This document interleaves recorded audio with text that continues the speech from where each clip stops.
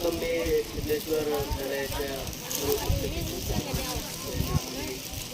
इथं येण्याची संधी दिली आणि विद्यार्थी मित्र संवाद साधण्यासाठी आम्ही इथं आवर्जून आलेलो आहोत. वेगवेगळ्या सावधान या ठिकाणी खूप दूरचा प्रवास होऊन या ठिकाणी काही मंडळी आलेले आहेत, फक्त आपल्या भेटीसाठी आलेले आहेत. आणि यामागचं एकमेव कारण असे आहे की गावखेड्याचा जो विद्यार्थी आहे, बऱ्याच ठिकाणावरती आता सर्व लोक काम करायला गेलेले आहेत. आपल्या भागातली पण बरेच जण असतील, परंतु मुख्य प्रवाहामध्ये जर बघितलं गेलं तर गावखेड्याचा विद्यार्थी दिसतो आणि परत गावाकडे परत येतच नाही. हे बांधव रात्रीचा प्रवास तर रात्री मुंबईवरनं काही आलेले आहेत, दिल्लीवरनं आलेले आहेत.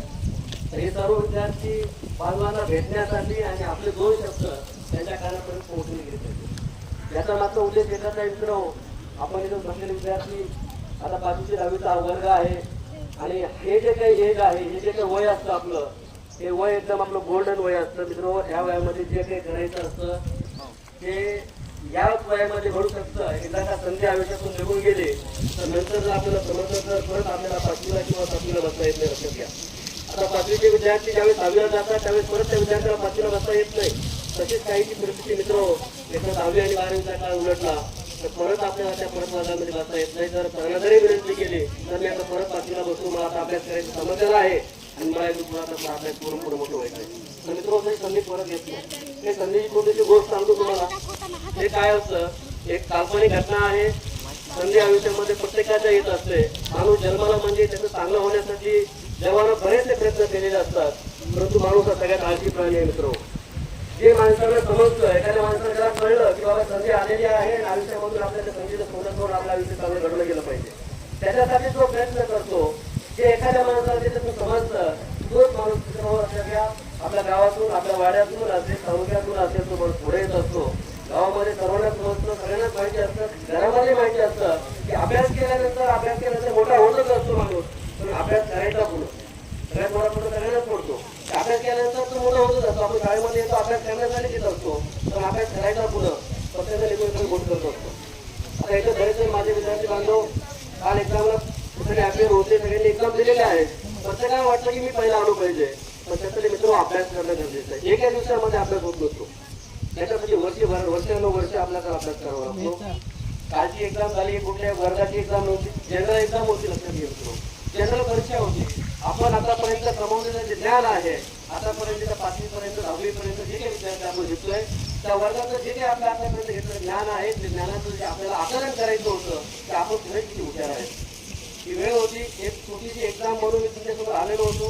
काल मला येता आलेलं नाही, परंतु मी आज आपल्यासमोर एवढ्यासाठीच आलेलो आहे की कालच्या परीक्षेमध्ये जेवढे काही विद्यार्थ्यांनी आपापले मार्क्स प्रत्येकाला समजले असतील असं मला वाटते. तर मित्र लक्षात घ्या, येणाऱ्याला किती मार्क पडले याच्यापेक्षा येणाऱ्या परीक्षेमध्ये त्याच्यापेक्षा 2 मार्क मी एक्स्ट्रा घेईल, 2 मार्क तरी मी आगाऊ घेईल, एवढीच तर फक्त मनाची बाळगा. त्याच्यानंतर लक्षात घ्या, पुढच्या येणाऱ्या परीक्षेमध्ये मी अजून 2 गुण एक्स्ट्रा मागेल. याच्यासाठी आपल्याला अभ्यास करायचा आहे. एकाएकी पहिला येता येणार नाही. लक्षात घ्या, प्रत्येक म्हणजे की अरे तो खूप हुशार आहे, त्याच्या आवडी खूप चांगल्या दर्जे आहे, शिक्षण शिकलेले आहेत आणि मी गरीब विद्यार्थी आहे, मला ते करता येणार नाही. मित्र अशी कुठली परिस्थिती नसते. एक छोटी संधीची गोष्ट सांगतो तुम्हाला. मी सांगत होतो की काय असतं, एक माणूस मला झोपलेला असतो, काल्पनिक घटना आहे, आणि त्याच्या दारावर संधी येऊन तो दात डोबवते. झोपलेल्या परिस्थितीमध्ये माणूस, तसं मी बोललो की आळशी असतो, माणूस आळशी असल्यामुळे तो वाजवतो, जाऊ कोणतरी वाजवत असं तर परत झोपून जातो. परत संधी त्या विषयामध्ये परत दात डोबवतो, पण घरचा असं मित्र परत तो उठतो, परत झोपतो, दार वाजल्याचं ऐकू येतं, परत झोपी जातो. असं एकदा 2दा 3दा 4दा होऊन जातं आणि परत एकदा संधीला पाठ फिरून जाते संधी आणि तो जागा होतो.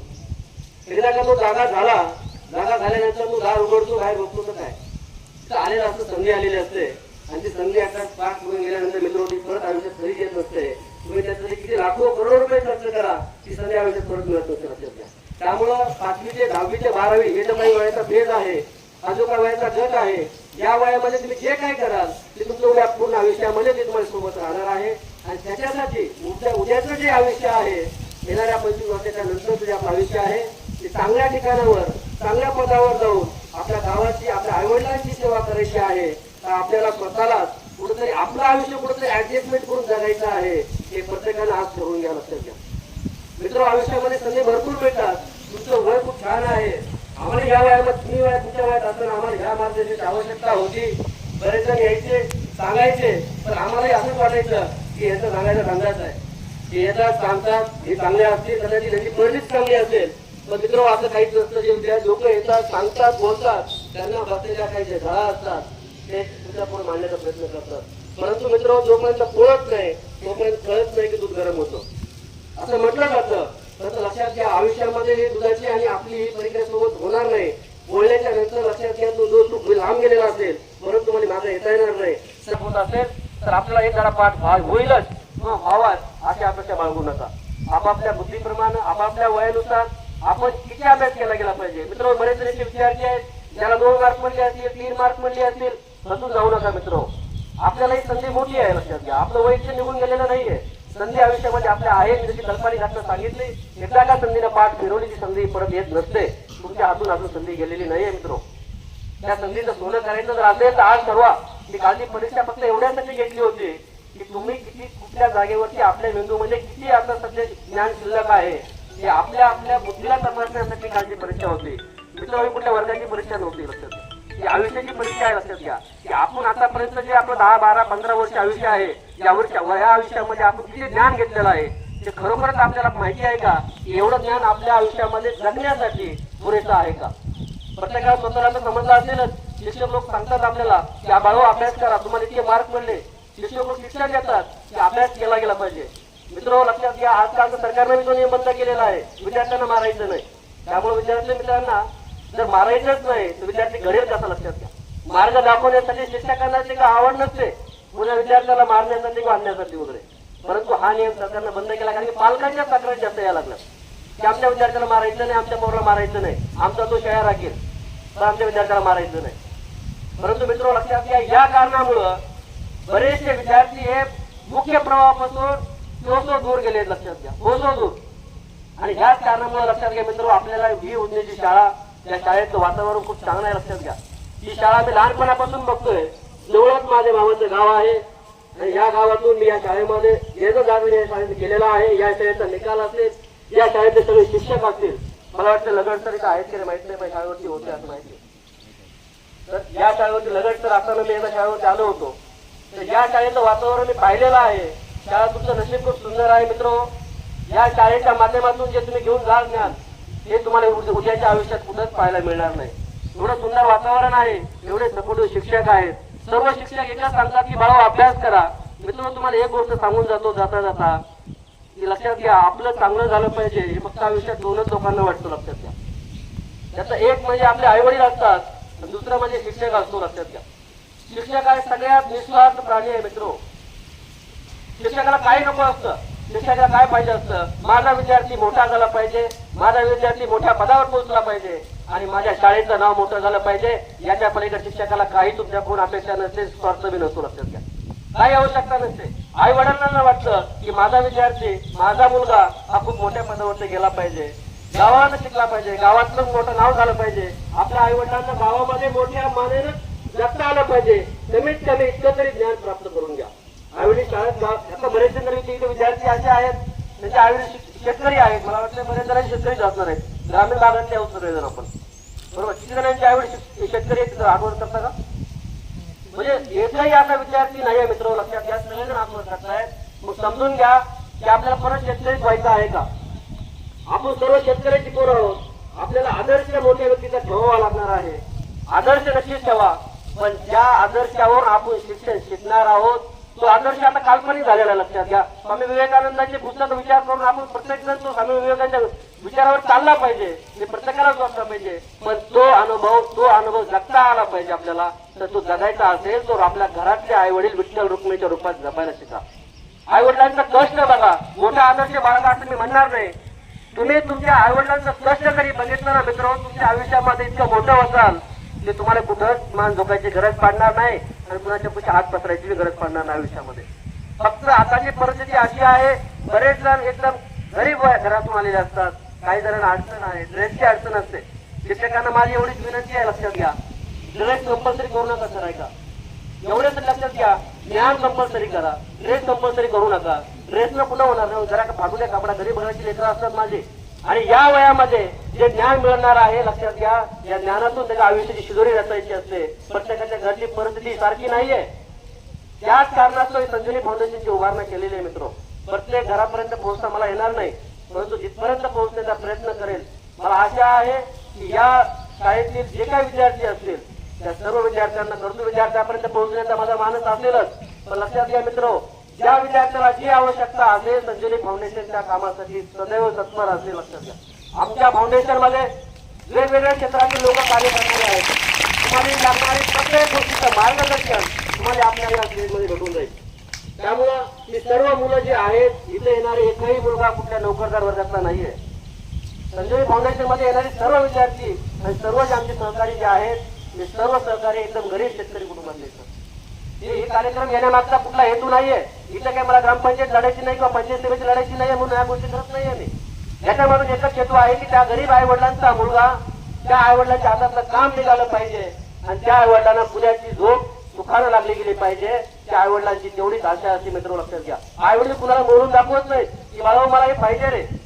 आपण मानू शकतो की आई मला हे पुस्तक पाहिजे, आई दादा मला हे पुस्तक पाहिजे किंवा दादा मला ही गाडी पाहिजे, हे तुम्ही म्हणू शकता. बापाने आईने तक्रार करायची कुणापाशी? त्यांना काय पाहिजे कधी विचारलं का कुणी? इथं बसलेल्या एवढे विद्यार्थी मित्र हो, कधी आई वडिलांना विचारलं का तुम्हाला काही अडचणी आहेत का? किती जणांना विचारलं आतापर्यंतच्या? मला सांगा की बाबा तुम्हाला काही अडचणी आहेत का? आपल्या अडचणी सांगतात. आपण दादा मला हे घ्यायचंय, मला मोबाईल पाहिजे, मला पेन पाहिजे, हे सगळं जर बोलत असतात ना. पण ह्याच्यातला एक तरी असा मला विद्यार्थी दाखवा की आई तुला काही अडचण आहे का, तुझ्या अडचणीसाठी मी उभा राहील असं म्हणणार एक विद्यार्थी सध्या तरी आहे का? सांगा मला, आहे का कुठे? इथं नाही सापडणार. मी लक्षात घ्या, त्याच्यामध्ये वेगळं वाटायचं काहीच नाही, सापडणारही नाही. लक्षात घ्या, ते निस्वार्थ मनाने तुमच्यावरती प्रेम करतात. लक्षात घ्या, तर ते निस्वार्थ मनाने त्याचं प्रेम तुमच्यावरती कर्तव्य रूपाने पार करत असतील तर मित्र आपलं बी तेवढं कर्तव्य बनतंय.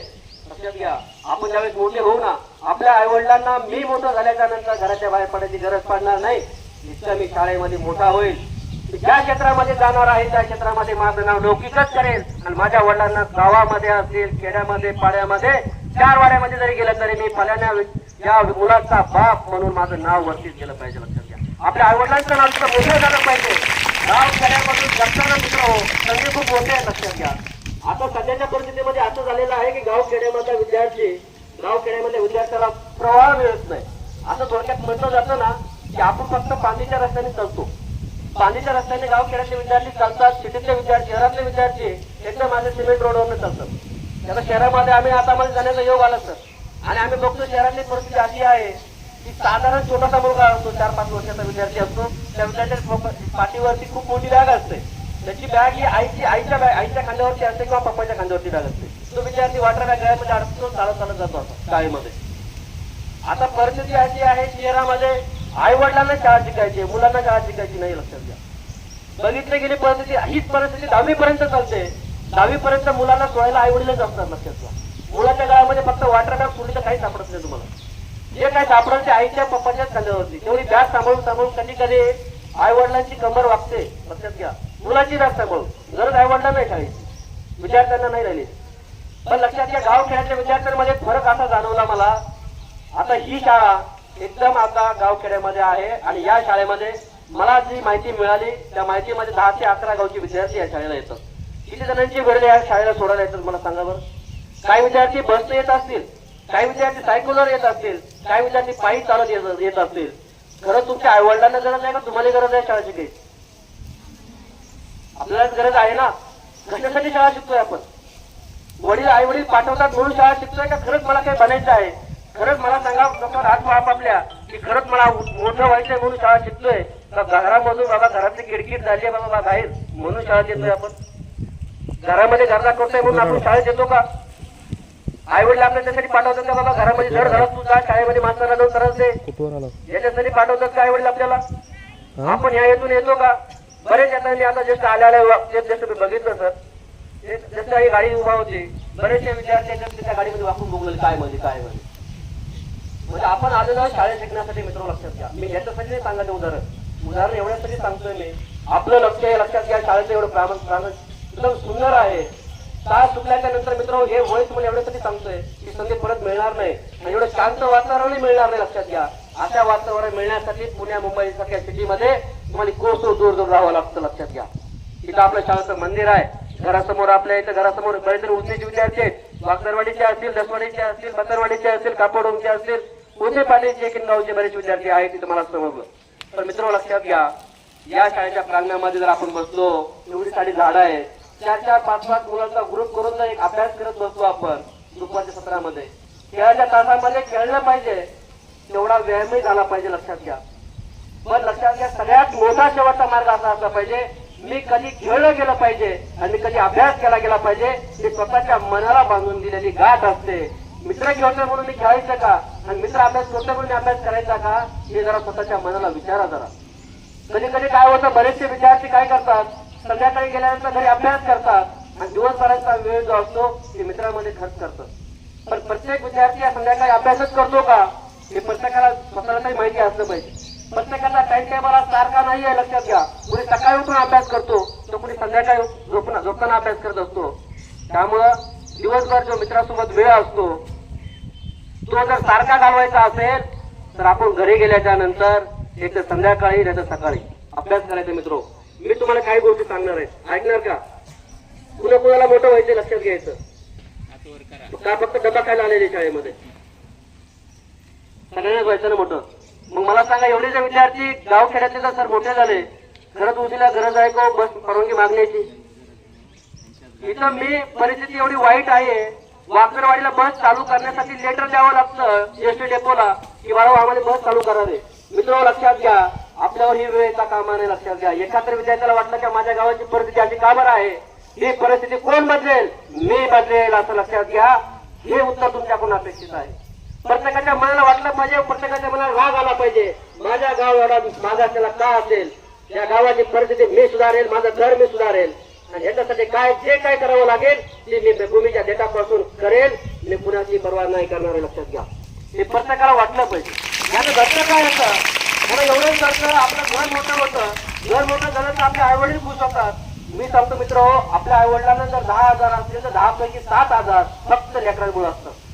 लक्षात घ्या. फक्त लेकरांमुळे आजार असतात. त्याचं कारण असं आहे की माझ्या लेकराचं उद्या कसं होईल, माझं लेकरू एवढं भांडण करतंय, माझं एवढं आगाव आहे, माझ्या लेकराचं उद्या भविष्य काय असेल, तो शाळेत जात नाहीये, तर शाळेत गेला अभ्यास करत नाहीये, हे तक्रारी माझ्या माईच्या मनामध्ये त्या रुतत असतात आणि ह्याच्या तक्रारीमुळं ते म्हणणार कुणापासून. तुम्हाला एखाद्या वेळेस रागादारामध्ये मारलं जातं, तर मित्र म्हणतो मित्रांनो, रोज आठवड्यातून एक दिवस आईवडिलांचा मार खायचा.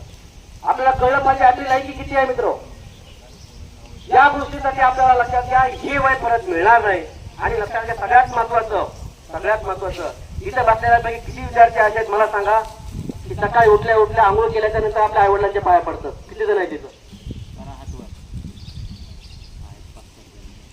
लक्षात घ्या मित्रो, आपण आईवडिलांच्या पाया पडतो. पंढरपूरची वारी किती जणांनी गेली आतापर्यंत? पंढरपूरची वारी किती गेली? पंढरपूरला गेलेत का नाही कोण? आतापर्यंत पंढरपूरला गेलेत का नाही कोणी? बर, पंढरपूरला एवढे जण गेलेत आणि आईवडिलांच्या पाया पडून पडत सकाळी.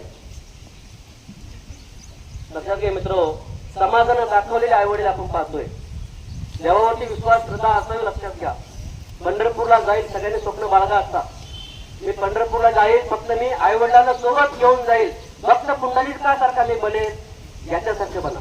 फक्त पुंडलिक आईवडिलांना मी खांद्यावर घेऊन जाईल, तोपर्यंत पंढरपूरला जाणार नाही. माझे आईवडील जातील, भाऊ जाईल, माझी ताई जाईल, पण मी पंढरपूरला जाणार नाही. तोपर्यंत जाणार नाही जोपर्यंत मोठा अधिकारी होत नाही किंवा मोठ्या पदावरती पोहोचत. पुराची स्वप्न बाळगा मित्र. येणारा काळ फक्त मी आईवडिलांसाठी जगेल. जन्म मायबापाने दिलाय मित्र. लक्षात घ्या. वातावरण बिघडले आताच्या काळामध्ये. हळूहळू काय होतं मित्र तुम्हाला सांगतो, परिस्थिती आज वाढत जाते. 10वी ते 12वीला विद्यार्थी जातो, 12वीच्या नंतर कुठतरी ग्रॅज्युएशनला जातो, मेडिकलला जातो, इंजिनिअरिंगला जातो, डॉक्टर होतो, इंजिनियर होतो, वकील होऊन जातो. या सर्व पदावरती पोहोचल्याच्या नंतर खरं वेद लागतं ते मग पुढं खरी जीवन जगण्याची खरा तिथून सुरुवात होते. खरा मोठा ऍक्सिडेंट होतो ते आपल्या लग्नाच्या वेळेस. लक्षात घ्या, मोठा ऍक्सिडेंट. आणि तो जो वय असतं ते वय माणसाला सुधरू देत नाही. आईवडील सांगतात की असं केलं पाहिजे, मुलगा म्हणतो नाही तुम्हाला काय कळतंय, आता मी हुशार झालोय, नोकरी लागल्या मला, मी माझ्या मनावरच करणार. बऱ्याच जणांची इच्छा असते. मित्र लक्षात घ्या, चांगल्या सुसंस्कृत घरातली मुलगी असली पाहिजे. मुलगा बघताना लक्षात घ्या, कुणाकडे बघून प्रेम नाही करायचं. लक्षात घ्या, आईवडिलावरती प्रेम करायची का अगोदर? किती जण आईवडिलावरती खरं प्रेम करतात मला सांगा बरं? सगळेच खरं खरं प्रेम करतात, आई वडिलांना त्रास किती जण देतात हे मी लक्षात घ्या ना जरा. म्हणजे चांगला शब्द प्रत्येकानंच ऐकावासा वाटतो, वाईट मुळच ऐकावासा वाटत नाही. किती जण मुली अशा आहेत की सकाळी आईला संध्याकाळी आईला कामामध्ये मदत करतात, सगळ्यात मदत करतात. मग सगळ्या जर मदत करत असतील तर आई आपली आजारी का? चुलीला आईला फुकारी मारायची गरज पडली नाही पाहिजे ना. मग लक्षात घ्या, आपल्या आईला संध्याकाळी किंवा सकाळी कामामध्ये मदत करताना आपली आई संध्याकाळी बऱ्याच जण अशी परिस्थिती सर ग्रामीण भागातली परिस्थिती जरा चांगली आहे, एवढ्यासाठी चांगली आहे कारण की ग्रामीण भागामध्ये अजून तेवढं वातावरण गढूळ झालेलं नाहीये. गढूळ व्हायच्या मार्गावरती नक्कीच आहे. पण मित्र, गढूळ व्हायचं नसेल तर अशी एखादी संस्था आपल्याला सोबत अनेक लोकांनी तयार करण्याचा प्रयत्न केलाय की जी गढूळ वातावरण मी गावखेड्यापर्यंत येऊ देणार नाही. मी गावखेड्यातलाच माणूस आहे, लक्षात घ्या. शहरातलं वातावरण मी माझ्या गावखेड्याकडे नाही पसरू देणार. पण मित्र, मी एक फक्त दिवा लावू शकतो. पण मला तुमच्याकडून आशा आहे प्रत्येक जणांनी आपापल्या गावामध्ये एक एक दिवा लावा. एक एक दिवा असा लावा जे काही काम करेल त्यातले मी जर मोठा अधिकारी झालो, माझ्या पगाराच्या 1% पगार मी समाजासाठी दिला. मी असं म्हणणार नाही तुम्हाला समाजामध्ये सगळं तुमचं आयुष्य बरबाद करून टाका. मी फक्त एवढं लक्षात सांगेल, जर तुम्हाला पगार 100 रुपये असेल तर 100 रुपयाचा 1 रुपया मी समाजासाठी देईल. त्या समाजाचं काहीतरी देणं लागतो. या कारणासाठी लक्षात घ्या, फक्त 1 रुपया 100 रुपयाचा तुम्हाला जेवढा काही पगार असेल त्याच्या 1% पगार फक्त समाजासाठी देण्याचा प्रयत्न करा. आपण माणूस आहेत, माणूस म्हणून जगता आलं पाहिजे मित्र. पण हे कधी होतं? कारण की आपण जर शिकलो नाही तर आपणच ऍडजस्टमेंटसाठी कुणाच्याच तरी दुऱ्याला जावं लागतं आपल्याला. जर अभ्यास केला, मोठा अधिकारी जर झालो ना मित्र, तुम्हाला पैशाची कमी कुठंच नाही, लक्षात घ्या. पैशाला किंमत राहिलेली नाही मित्र, लक्षात घ्या. आता किंमत आहे ते फक्त माणुसकीला, आणि ती माणुसकी जपण्याचं काम तुम्हाला आम्हासारख्यावर लक्षात घ्या. इथून पुढचा काळ मला वाटतं 10 ते 12 खेड्यातली लोक आहेत. 10 ते 12 खेड्यातल्या लोक त्याच्यातले 5-5 गावात, या गावातली जर लोक जर बाहेर चांगली निघाली तर मित्र, आपल्या गावाला बसला पत्र लिहायची गरज नाही. अंबाजोगाई जाऊन डेपोला जाऊन की आमच्या गावाला बस नाहीये. प्रत्येकाला ते वाईट वाटलं गेलं पाहिजे की माझ्या गावाला बस नाहीये, की बस मी आणि लक्षात घ्या मागणार नाही. माझ्या गावाला सकाळ संध्याकाळ बस नाही. बसच काय सांगतो तुम्हाला मित्र, माझ्या गावाला सगळी सुधारणा करण्याचं काम मी मोठा अधिकारी होऊन सुसंस्कृत माझा गाव करेल, तालुका करेल. मी जिल्हा माझा चांगला बनवेल आणि जिल्ह्यामध्ये आई वडिलांचं नाव शिखरावर मी पोहोचल्याशिवाय राहणार नाही. मनाची स्वप्न बाळगल्याशिवाय मित्र आयुष्यामध्ये किल्ला होणार नाही. मनाची उराची स्वप्न बाळगलं पाहिजे. मग छोटीशी गोष्ट सांगतो तुम्हाला, 2-3 गोष्टीमध्ये माझं भाषण आटोपले घेतो. सगळ्यात महत्वाचं, आता इथं आई वडिलांच्या पाया पडणारी लोकांची संख्या बघा तुम्ही, बघितली 5 ते 6 जण आहेत. मी सांगतो तुम्हाला एक लक्षात घ्या, मुले असतील किंवा मुलं असतील, गरज आहे ते चांगले संस्काराची, लक्षात घ्या. आपले आई वडील शेतकरी आहेत, त्यांच्या नाव खूप काम असतं. मित्र, आई वडिलांकडे तक्रार कधी करू नका. इथून पुढे जे काही असेल ना, जे काही आपल्या पदरी असेल त्याच्यामध्ये मी समाधानी राहील आणि इथून पुढचा काळ फक्त आई वडिलांसाठी मी जगेल. लक्षात घ्या, याच्यासाठीच आपले काम करायचंय. आपण सुदैवान आई वडिलांसोबत आहोत. मी 6वी पासून बाहेर आहे मित्र, लक्षात. 6वी पासून मी हॉस्टेलला होतो. अहमदपूर सारख्या शहरामध्ये हॉस्टेलला टाकलं गेलं. आई वडिलांपासून लांब राहायचं मी, मला वाटतं साधारणतः 20 वर्षापासून भंग गेलाय माझं स्वप्न. आई वडिलांसोबत राहत नाही सर 20 वर्षापासून. आता मला संधी मिळालेली आहे. नोकरी लागल्याच्या नंतर मला संधी आता मिळाली की बाबा आई वडिलांसोबत जगलं पाहिजे. आणि आता 12 जरी भानगडी झाल्या मी आई वडिलांना तरी सोडत नाही. आता एक सर्वजण बरोबर आहे का नाही? का माहिती आहे पुढे काय होणार प्रत्येकाला? माहिती आहे का? माहिती आहे का भाऊ तुला काय होणार पुढे? ते नाही ना. मग पुढे काय काय बनायचं तुला? काय बनतोस तुला? MBBS करायचंय. स्वप्न मोठे आहेत बाळाचे. MBBS करायचे मित्रा. अभ्यास खूप करावा लागणार, लक्षात घे. अभ्यास खूप करावा लागणार आहे, लक्षात घ्या. त्यासाठी आपली पायरी आजपासून उचलली गेली पाहिजे. कालची परीक्षा होती माझी. या कालच्या परीक्षेमध्ये मला 10 मार्क मिळालेले आहेत. प्रत्येकाला ह्या गोष्टीचं वाईट वाटलं पाहिजे मित्र की मला 10 मार्क मिळाले. मी माझं वय 12 वर्ष असेल, 13 असेल, 14 असेल, जे कोणतं आपलं वय असेल, की उद्या येणारी परीक्षा, येणाऱ्या परीक्षेमध्ये मी किती मार्क घेईल, माझे जे काही गुण मिळाले त्याच्या 4 ते 5 गुण तरी मी वाढवेल, स्वतःमध्ये वाढवेल. इकडं तिकडं बघून नाही मित्र. नापास होऊ द्या पण शेजाऱ्याचं बघू नका. कारण की आयुष्याची परीक्षा ही पारदर्शक असली पाहिजे. कॉपी किती दिवस करणार मित्र? नाही होणार काही त्याच्या कॉपीनं. 10वी पास होता, 12वी पास होता, पुढे काय करणार? MBBS ला जायचं असते, इंजिनियरला जायचं असते, कॉपी कुठे चालत नाही मित्र, लक्षात घ्या. मग तिथून मागवाडी रिटर्न येते. रिटर्न येते तर मग काय होतं?